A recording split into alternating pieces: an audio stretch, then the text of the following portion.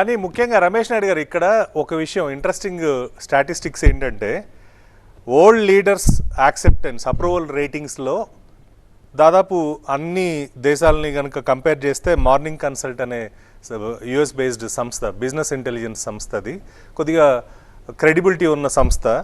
దీంట్లో India prime మినిస్టర్గా నరేంద్ర మోడీ గారికి దాదాపు 77% యాక్సెప్టెన్స్ ఉంది అని చెప్పి రిపోర్ట్ చెప్తుంది. అంటే ఫస్ట్ ప్లేస్లో నరేంద్ర మోడీ ఉన్నారు అని. తర్వాత మెక్సికో 64%, స్విట్జర్లాండ్ 57%, యుఎస్ తీసుకుంటే ఎక్కడో 7వ ప్లేస్లో 37% బైడెన్ యాక్సెప్ట్ చేస్తున్నారని. ఇలాంటి డేటా ప్రపంచవ్యాప్తంగా వస్తున్నప్పటికి కూడా ఇలాంటి విషయాల్ని బీజేపీ ప్రాపర్గా ప్రజల్లోకి తీసుకెళ్ళగలుగుతుందా అనేది ఒక పెద్ద క్వశ్చన్.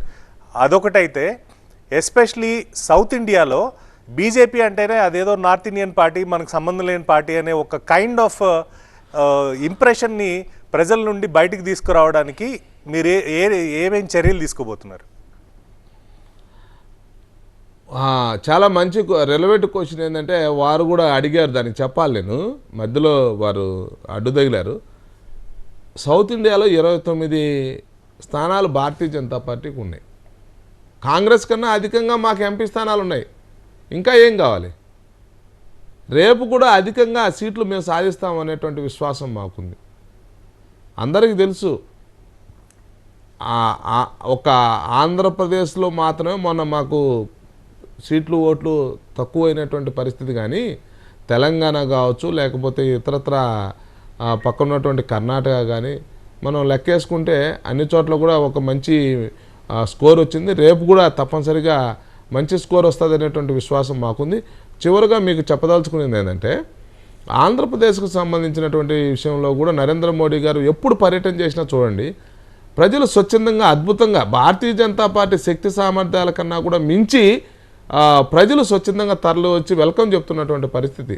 మొన్న సంక్రాంతి అంటే ఆంధ్రప్రదేశ్ ప్రజలు అద్భుతంగా చేసుకుంటారు. ఎవరు ఆ సంక్రాంతి మూడ్లో ఉంటే పొలిటికల్ పార్టీ లీడర్లు కూడా వాళ్ళ దగ్గరికి పోతారే కానీ నాయకుల దగ్గరికి ప్రజలు ఎవరు రారు. ఎందుకంటే పండగ మూడు అట్లా ఉంటుంది, అంత ఇంపార్టెన్స్. కానీ సంక్రాంతికి నరేంద్ర మోడీ గారు ఆంధ్రప్రదేశ్ పర్యటన చేస్తే అనంతపురం జిల్లాలో లేపాక్షికి ఏ విధమైనటువంటి స్వాగతం పలికారండి. ఇప్పుడు సోషల్ మీడియా కావచ్చు, లేకుంటే ప్రింట్ అండ్ ఎలక్ట్రానిక్ మీడియా ఏదైతే ఉందో దాంట్లో మేము కొంత ఇంకా వేగంగా పెంచుకోవాలి. మీరు ఇచ్చేటువంటి సజెషన్ని మేము పాజిటివ్గా తీసుకుంటాం. కొంత ఎలక్ట్రానిక్ మీడియాలో మీలాంటి సంస్థలు 1-2 కొంత హెల్ప్ చేస్తున్నటువంటి మాట వాస్తవంగా చూపించేటువంటి ప్రయత్నం చేస్తున్నాయి. కానీ కొన్ని ఈ రాష్ట్రంలో భారతీయ జనతా పార్టీ అడుగే పెట్టకూడదు, దానికి స్థానం ఉండకూడదు. కాబట్టి ఇప్పుడు పక్కనున్నటువంటి తమిళనాడుకు సంబంధించి, కర్ణాటకకు సంబంధించి మొన్న వార్తలు వింటున్నాం. భారతదేశాన్ని విడగొట్టాలంటాడు ఒకడు సౌత్ నార్త్ అని డివైడ్ చేసేటువంటి ప్రక్రియ, విషబీజాలు నాటేటువంటి ప్రక్రియ చేస్తాడు. హిందీ లాంగ్వేజ్కి సంబంధించినటువంటి విషయంలో ఇంకొక మాట మాట్లాడతాడు. కానీ ఇంగ్లీష్ నేర్చుకోమని మాత్రం వీళ్ళే ప్రోత్సహిస్తారు. మన జాతీయ భాష అయినటువంటి హిందీకి మాత్రం వ్యతిరేకంగా మాట్లాడతారు. చూడండి, కాబట్టి ఇలాంటి కొన్ని ఎమోషనల్ థింగ్స్ తోటి ఎంతవరకు నిలువరించగలుగుతారు వాళ్ళ వల్ల కాదు. బీజేపీ గతంలో కూడా వాజ్పేయి గారి హయాంలో కార్గిల్ యుద్ధ సమయంలో కూడా సంస్థాగతంగా భారతీయ జనతా పార్టీ పటిష్టంగా ఉన్నటువంటి తెలంగాణలో 2 గెలిచింది. అదే సమయంలో ఆంధ్రప్రదేశ్లో కూడా 2 సీట్లు గెలవడం జరిగింది. బీజేపీకి ఆంధ్రప్రదేశ్ ప్రజలు కూడా ఎప్పుడూ వెల్కమ్ చేస్తూనే ఉంటారు. ఒకటి చెప్పదలుచుకున్న మీ ద్వారా, ఆంధ్రప్రదేశ్లో మాకున్నటువంటి మన ఆర్గనైజేషన్కి సంబంధించినటువంటి విషయంలో మూలాలు చాలా బలంగా వెల్లుకొని ఉన్నాయండి. సమయము సందర్భం వచ్చినప్పుడు 100% మెటీరియలైజ్ చేసేటువంటి ఒక మెకానిజం ఏదైతే ఉందో మా దగ్గర ఉంది.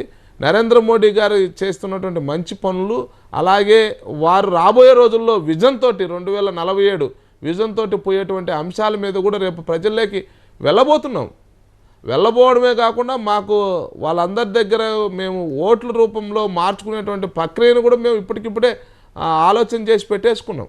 తప్పనిసరిగా విజయం సాధిస్తాం. రాబోయే రోజుల్లో 100% భారతీయ జనతా పార్టీ ఆంధ్రప్రదేశ్లో ప్రభావవంతమైనటువంటి శక్తిగా ఎదగబోతుంది. దాంట్లో డోకా లేదనేటువంటి విషయాన్ని అర్థం చేసుకోండి. Okay, next